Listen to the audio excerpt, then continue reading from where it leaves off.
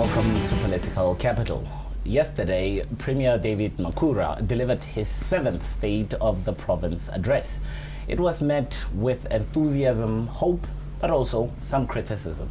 Today, I am joined by the Premier of the province to discuss that very same address and also his vision for the next 5 years as part of the 6th administration.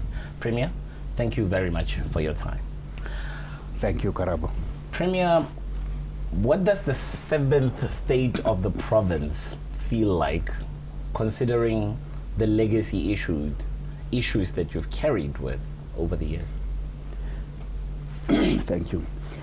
Firstly, let me say that I think the response from the people of our province across has been very positive. In some instances, I think I was quite surprised how positive it was, because when you are an incumbent, people are used to you, they're used to what take you may have on various issues. It's not easy to generate a lot of excitement in a province like Gauteng, which is complex, with people who have a critical take on everything.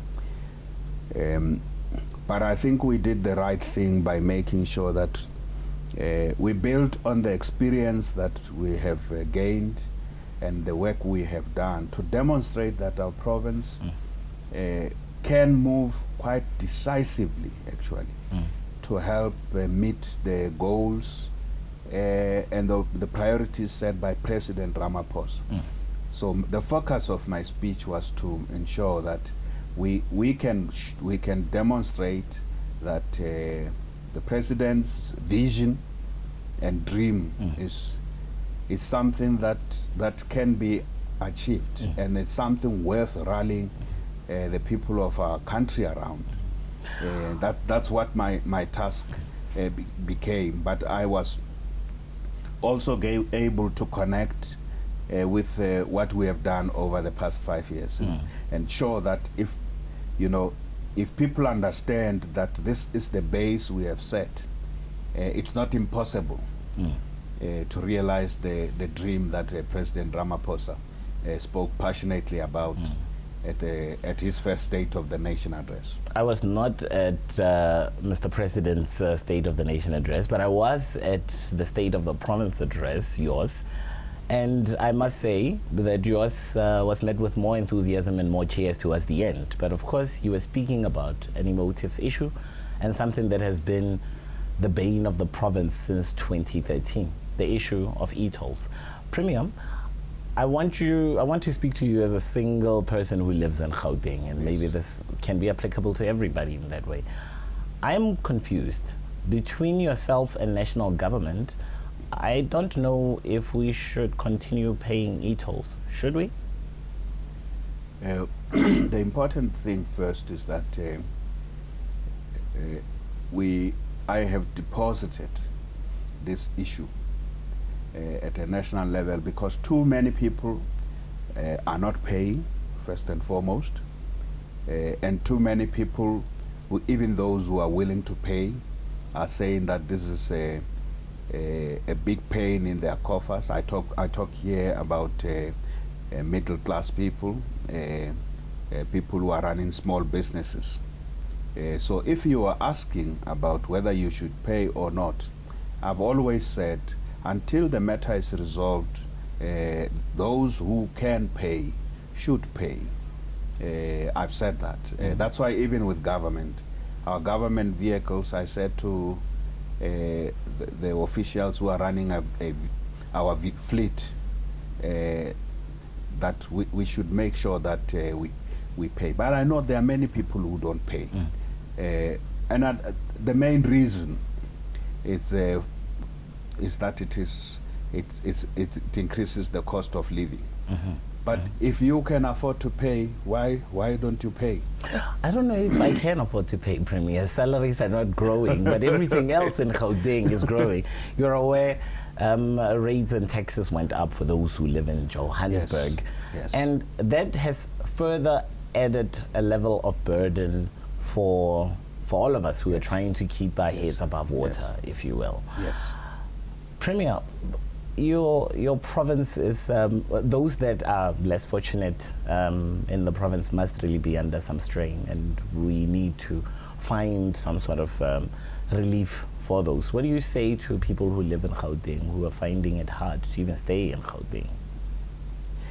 There is no doubt that our province, being the industrial hub of South Africa and the manufacturing center of sub-Saharan Africa, has enormous advantages and opportunities it offers for employment, for business.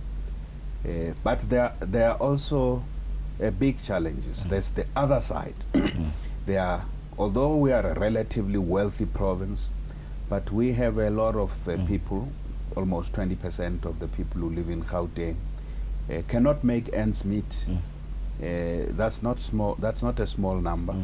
The cost of living is quite high. When you were talking earlier on about rates and taxes, there's food prices. Those who have vehicles will complain about fuel prices. I'm happy that I think there's going to be a drop in fuel prices. It's only a temporary relief, Minister.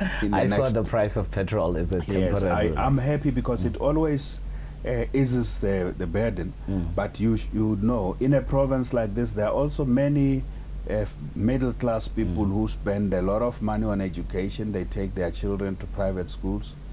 I don't have a problem with that, because parents always have to feel they must invest the best they have for their children for the future.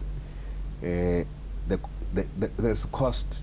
Everything is expensive here. So there are people definitely who are not making it. But we're still a place that offers the best opportunity to escape from poverty, from hunger. But you need the skills, the level of skills and level of education decides whether you can stay above the waters. So there's a correlation between the chance of getting a job depends entirely on what is the level of education for those. So that's why we are investing so much in education, including young people who have dropped out of school. We want to reach them, we want to find them, because we know that education that gives you an opportunity to escape from your, the circumstances of your birth, if you were born in a family where people are finding it hard to survive. We're investing a lot in equipping young people, but also those who are in work. We're saying to employers, let's skill our employees, upskilling employees, because we are living in a very difficult period. Technology is changing everything. The nature of work is changing.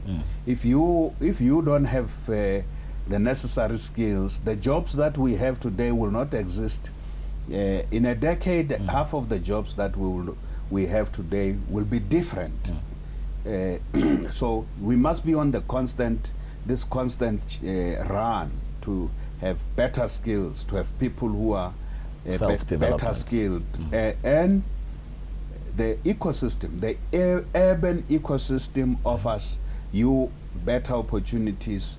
Only if you have better skills, you would be able to escape from poverty and hunger, the trap of poverty. Premier, if I could just press you on some of your assertions that you made yesterday through your delivery of State of the Province address. You said that you were meeting with the Minister of Transport, Minister Fikile Mbalula. I think you said today. Have you met? What is the outcome of that meeting? Well, I think I have been communicating with the minister. I think physically we're not able to meet. Our constant discussions will continue. It's just a bit impractical. We were going to be working together later this week. It's also a bit impractical, but the point I made yesterday was that there are practical issues being looked at around the e-tolls. There is a debt that needs to be paid. It's no longer an issue about whether or not, but it is a question of, so when the e-tolls go, how do you make sure that the debt is paid? I made a practical commitment that because we can't escape from it as a province, so we're even willing to look at you know, what our contribution will be. Some say, in terms where will of the that good Premier find that money? The billions that Sunrail is apparently owed, some 10.9 billion at last check in March. Where would the money come from, Premier? Well, I guess those who say to us, this matter must be resolved, cannot turn around and say, where will the money come from? I'm sure, honestly, if people are interested in the e-tolls going, they must know there is a debt, the upgrading of the roads. I'm not talking about what people owe for e-tolls. I'm saying the roads were built. That the upgrading, that money must be paid for. So you can't say the e-tolls must go, but you are not interested in how the debt must be paid. I said. What is your vision for how the debt will be paid? Well, I said that this matter is being dealt with at a national level. The national treasury and the presidency will come back to us and say, we have looked at everything, but I am saying to the people of the province, our finances are tight, but if we want the e-tolls to go, we must be committed that our province must make a contribution. Yeah. I have if people are not interested in the e-tolls going, they must say so. I have to press you on this one last final question on e-tolls. Essentially, when I was thinking about it, I thought, I mean, it's good that the Premier is still determined to see this issue come to finalization, and that there's so much public support for the scrapping of e-tolls. But essentially, you need the buy-in of President Cyril Ramaphosa and his money man, Mr. Minister Tito Mboweni. Do you have support of either? Has either shown you the support of scrapping e-tolls? Yeah, well, I've said, I've not spoken about Minister Mboweni because I haven't spoken to Minister Mboweni on this. I wouldn't speak to Minister Mboweni because I only speak to Minister Mboweni on budgets. It's also something that generally is our MEC for Finance who will talk to the Minister for Finance. I've had a lot of discussions with President Ramaphosa, and I think we should give him space. You know, he's got many issues. He's got ESCOM on his table. We don't want the lights to go off. He's got the other SOEs. He's got the economy on the table. He's got the e-tolls on his table. He will be able to exercise his best judgment on what the way forward is. I'm confident that we will move forward on this issue. When we return from break, we continue to analyze the 7th State of the Province address by Premier David Makhura.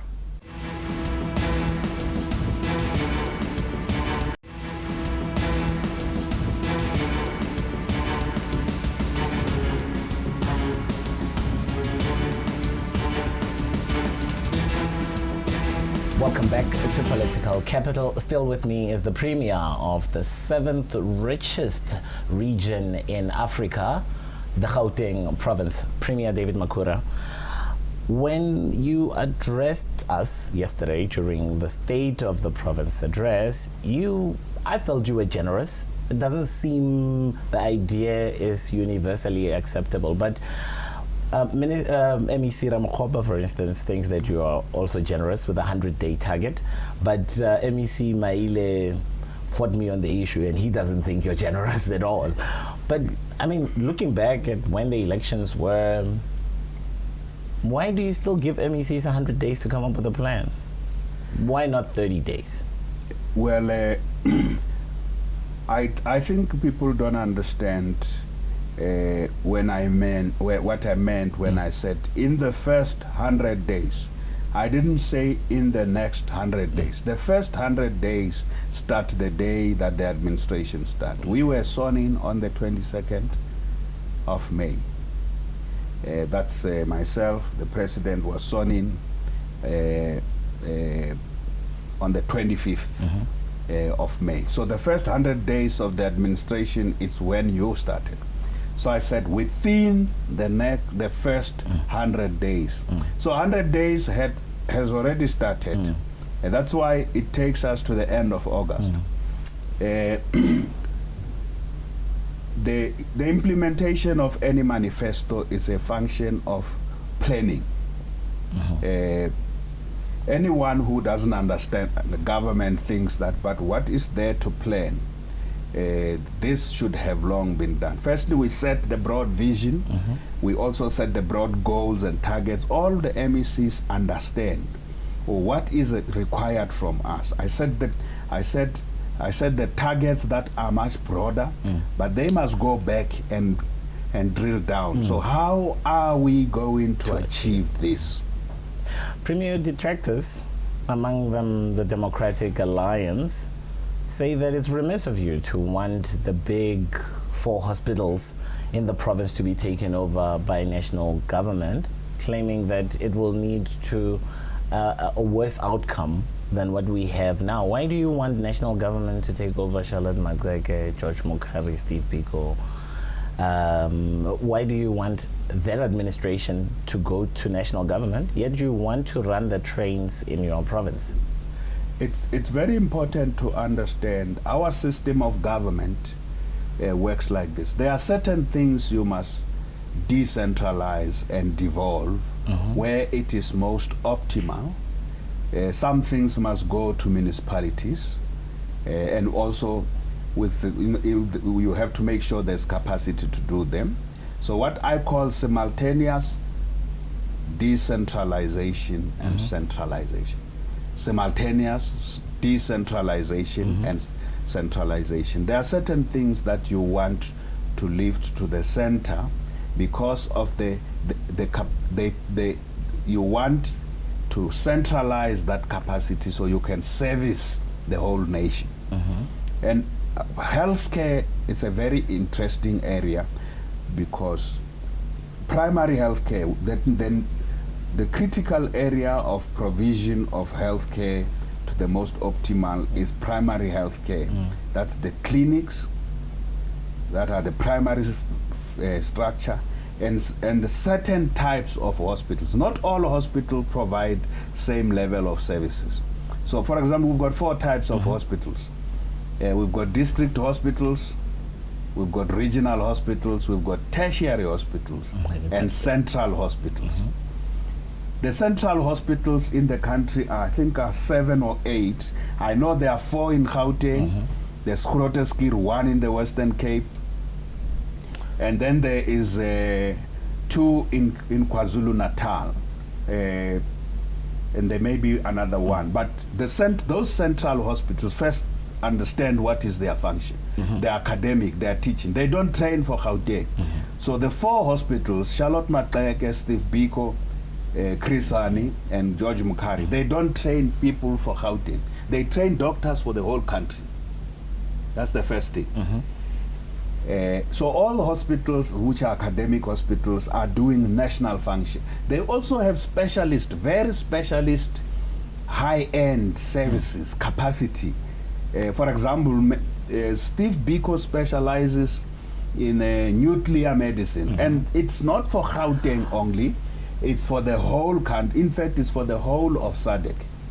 And lastly, they admit lots of people who are sent from the country, but in addition, not just the country from in the SADC region. But we also subsidize, we put a lot of money from our province, from our own revenue. We put a lot of money to get them going, instead of focusing on primary health care. In other words, that part of the health service, which is not an option, it's our principal mandate. So when you say you're talking about the opposition, You're talking to about the DA, basically. That's the one opposition who mentioned this. I find it odd too that hospitals are going one way while you want trains to go the other way. Yeah, because the DA did not tell you the truth. Because in the Western Cape, they've always opposed Groote Hospital from being centralized. The reason is not about provision of services here. It's they're defending their turf in the Western Cape. That is the true reason. Fair enough. So think of the trains. So what the transport system, Metro Rail is functioning. It's not a nationwide. It's functioning for metros. Think of it that way. For high density urban centers. That's where Metro Rail is. Metro Rail is not found in the Northwest. It's not found in Mpumalanga. So which are the high density urban centers? It is Gauteng. It is the Western Cape. It is a big part of part of KwaZulu-Natal, and then part of Nelson Mandela Bay. So the Metro Rail, if it is truly meant for urban centers, it means it is something that operates only in certain spaces. So why would it not make sense that it must be devolved? In fact, on this one, me and the Premier of the Western Cape are on the same page. The same Premier of the Western Cape where the DA doesn't want the hospitals to be centralized. Can I ask you something? Because you are very close to the president, especially on the economic front. You hosted the province of Gauteng, hosted the African Development Bank's investment summit, the first of its kind on the continent. You got fairly good enthusiasm out of there, even pledges that were made to extend the success that has become the Gautrain.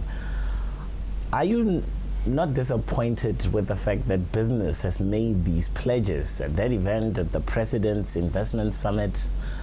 But right now, what we're really hearing is that companies are retrenching, that companies are worried about their bottom line, and they haven't really come to the party in terms of their investments. Are you disappointed with the lack of pace? Well, let me say that there are some companies that are retrenching workers, but there are also companies that are employing workers. And the unfortunate thing about the media is that you guys don't give the same weight. On Friday, I visited Ford Motor Company of Southern Africa. They've just employed 1,200 young people, largely young people, including women. They've added a third shift. That is last Friday. They made me meet those young people. So there are companies. When you say the commitment, there are companies that have made commitments and they are living up to those commitments. And the president actually told me when we were just recently at I think we're at the cabinet Lekgotla, that those investments that were announced in the first investment conference, those business people are carrying them through. In other words, that is in the system. Things are happening. So yes, there are sectors of our economy where they've announced job losses. I'm worried about that because it affects people. And the critical mass, because we need more employers than people who are getting retrenched. And in a period where we want to ramp up employment. So, for example, I saw something that DSTV is also about to retrench. And you see these numbers all the time. 2,000. I get worried. But you saw yesterday. I was all out demonstrating every initiative that we have locked in. How many jobs is this going to create? Because that's how I run a business. This Gauteng province is a business. I am the CEO of this business. And it can't go down. And I wanted to say that as the chief executive, I would like to know your capital raising plans. Well, obviously you would know that provincial governments, unlike national governments, and municipalities often have a better space about being able to raise their own revenue and capital and alternative sources of funding. In our case, I think we we have a small, only a very limited. It's largely between 7 and 10%. In fact, we are the most successful province on raising our own revenue. But the scope, we don't have the legislative authority to go and get a lot of money elsewhere. I can't raise, for example, I can't borrow as the Premier of Gauteng. The strict controls, I agree with those strict controls. The key thing is, how do you use the budget we have? We have a budget of between currently 121 billion rand. So if you ask me, so with the money that you have, what are you going to do? The number one thing, I'll make sure we stimulate the economy. We put some resources, including for infrastructure, in those areas in the province where we want in the Val, where we are working with the AB and BEV, so they can put their 6 billion. I want to put my portion of the money to fix the roads there and ensure there's proper roads, the supply of electricity and water to the business. We'll do the same. We're working with the automotive industry in Tshwane. We will trade on the skills side, we are investing, on the infrastructure side, we are investing, and on security side to make sure that where their investment is, it's going to be safe. That's our bargain. They must do their bargain. Premier Makhura, thank you. I thank you for your time as always. Thank you. Thank you. As the Premier of the province, Premier David Makhura, we'll have more political and economic issues as they intersect on next week's episode. Until then, take care.